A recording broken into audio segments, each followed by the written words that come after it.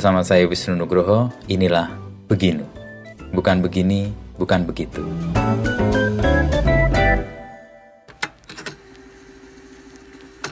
Halo pendengar setia Beginu, selamat datang di episode terbaru persembahan Kompas.com dan Media Podcast Network. Tapi sebelum mendengarkan sesi episode kali ini, jangan lupa follow dan beri rating terbaikmu untuk podcast Beginu di Spotify. Serta nyalakan notifikasinya juga ya, supaya kamu bisa terinfo setiap ada episode terbaru. Follow juga Instagram dan TikTok kami di @medio_by_kg_media. Di episode kali ini, kita akan menyelami kisah Budiman Sujatmiko, sosok yang vokal menyuarakan demokrasi pada masa Orde Baru. Bincang-bincang Wisnu Nugroho dengan Budiman Sujatmiko kali ini membahas tentang 5 obsesi Budiman untuk kehidupan manusia yang lebih baik, mulai dari kebebasan hingga hegemoni manusia. Yuk, langsung saja kita dengarkan lebih lanjut.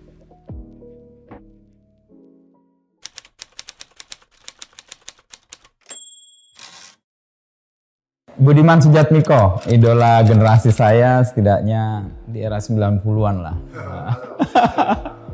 Apa kabar Mas? Baik. Sibuk apa sekarang? Sibuk, sebelum pandemi sih sibuk keliling desa Oke. secara fisik. Oke. Tapi setelah pandemi karena kebanyakan kegiatan sudah kita lakukan secara digital begitu, ya banyak di Jakarta dan kalaupun keluar kota saya lebih sering ke Sukabumi untuk mengerjakan beberapa kerjaan ada di sana. Tetap bersama orang-orang desa kita lagi mengembangkan koperasi dan juga beberapa untuk penyiapan kawasan industri teknologi. Nah, Bukit Algoritma itu? Bukit Algoritma, sekitar 2 jam lah dari sini. Oke. Sebuah lompatan yang saya sendiri agak sulit menemukan reasonnya sih dari aktivis politik di era 90-an, lalu masuk ke parlemen di era 2000-an. 2009. Ya, 2009. Lalu sekarang tiba-tiba masuk ke teknologi yang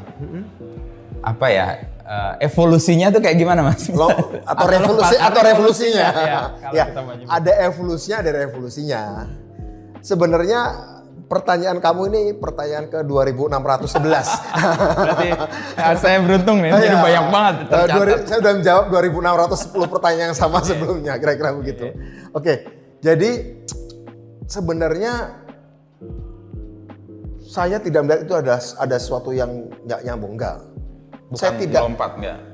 Mungkin lompatan, tapi dia tetap lompatan dalam satu garis yang sama. Karena itu harus dikembalikan kepada saya bagaimana saya secara pribadi melihat diri saya dan peran sosial yang coba saya kembangkan semenjak dulu jadi aktivis dan sekarang ngurusi bisnis teknologi dan juga beberapa tahun yang lalu saya menjadi anggota DPR selama 2 periode. Karena sebenarnya saya punya 5 obsesi dalam hidup saya. Obsesi yang saya pelihara sejak remaja. Tapi barangkali saya waktu itu belum mampu merumuskannya, tapi sekarang saya berani mengatakan, oh ternyata saya punya obsesi yang bisa dikategorikan menjadi 5. Obsesi yang pertama adalah, saya obsesi pada yang namanya kebebasan manusia. Kebebasan manusia. Human liberty. Dan konsekuensi dari obsesi yang pertama itu, ya saya harus ikut membangun, merebut atau mewujudkan kebebasan manusia itu. Ya, karena saya orang Indonesia, ya minimal yang saya prioritaskan kebebasan manusia Indonesia dong. Warga negara Indonesia. Karena itulah saya terlibat dalam perjuangan demokrasi tahun 90-an ya. Waktu itu saya membuat PRD dan kemudian konsekuensi dari itu saya kemudian dipenjara. Tahun 97 saya divonis 13 tahun. Betul. Obsesi saya pertama itu bagian konsekuensi saya ingin mewujudkan obsesi kebebasan manusia Indonesia atau di Indonesia. Setelah obsesi saya tercapai, kita merasakan demokrasi mulai tahun 98. Saya ingin mengejar obsesi saya yang kedua. Obsesi saya lahir dari saya orang desa. Cilacap, saya lahir melewatkan masa kecil saya di Cilacap. Obsesi yang kedua adalah keadilan manusia atau kesetaraan manusia.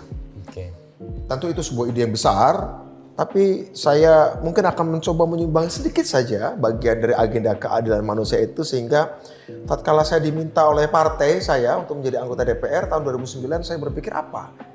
Setelah kebebasan dirasakan oleh saya dan banyak orang di Indonesia, di negeri saya ingin coba mewujudkan opsi saya yang kedua yang menurut saya itu rasanya pas untuk Indonesia, yaitu keadilan. Keadilan sosial. Ya. Dan saya coba wujudkan itu dalam bentuk keadilan anggaran lewat undang-undang desa. Oke. Sehingga desa sekarang mendapatkan anggaran kurang lebih 1 miliar setiap desa setiap tahun. Itu opsi saya yang kedua. Alhamdulillah akhirnya tercapai lah. Dalam pelaksanaannya belum optimal, Ya, tapi belum sempurna juga. secara legal oke, sudah menjadi aturan.